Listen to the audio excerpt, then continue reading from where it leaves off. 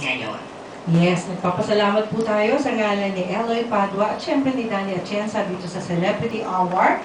Gusto nating i-acknowledge ang presence sa ating mga guests, si Miss Naida Perez, Piercelyn Pialago, of course, nandyan din po si Captain Rolando Durana ng AMSAR NPC. Ayan. At syempre, bago ang lahat, gusto ko na rin i-acknowledge ang ating mga media partners. Ayan, nandyan si Erlinda Petalier ng DZAR, o Petalier, sorry. Si Erlinda. Of course, si Wela Abunda ng DZAR also. At syempre sa ngalan ni Director Nards Belen, nagpapasalamat kami sa Manila Bulletin kay Miss Crispina Belen. Salamat din po sa ating newsmaker ng DWAD and DZAR, Joel Sarza. At maraming salamat din, of course, sa American and of course, Bloggers Association of the Philippines. Nandyan si Herman Ojeras. At of course, the last but not the least, nandyan si MJ and Michael Balaguer ng Pinoy Paraksi at Jarion Tagalog. Okay, tita, alam mo, sino ang una nating tatanungin dahil exciting ang Celebrity Hour today? Okay, kasi nung nakaraang linggo, tinalakay na natin yung mga problema sa maritime, ano? Ngayon, gusto kong tanungin si Captain Rolando Durana tungkol sa mga problema pa na kahaharapin ng maritime. Yes, magandang umaga po sa inyo lahat.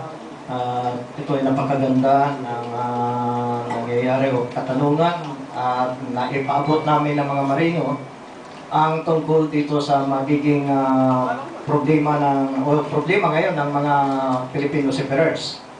Ang ating bansa ay nung last April ay nagkaroon tayo yung IMSA muna, no? Doon sa mga kapatid natin, mga anak natin, relatives na nag-aral ng maritime, maging marina at saka deck officers. Dapat una, i-endorse natin sila doon sa mga eskwelahan na accredited ng nitong katulad ng sa IMSA na ito.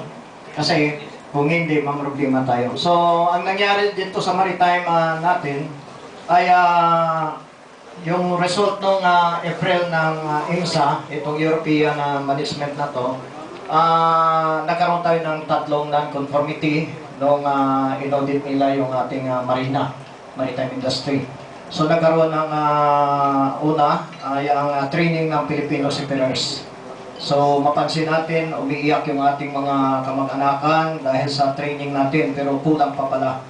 Isang number one yung na naging non-conformity. At pangalawa, yung maritime educations natin, yung schools, yun nga nabanggit ko well ago.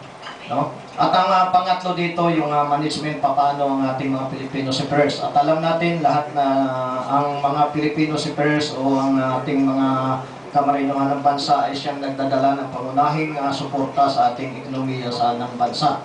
So ngayon, dito, bilang isang training manager at dinadala natin yung aning na mining company ng bansa, no?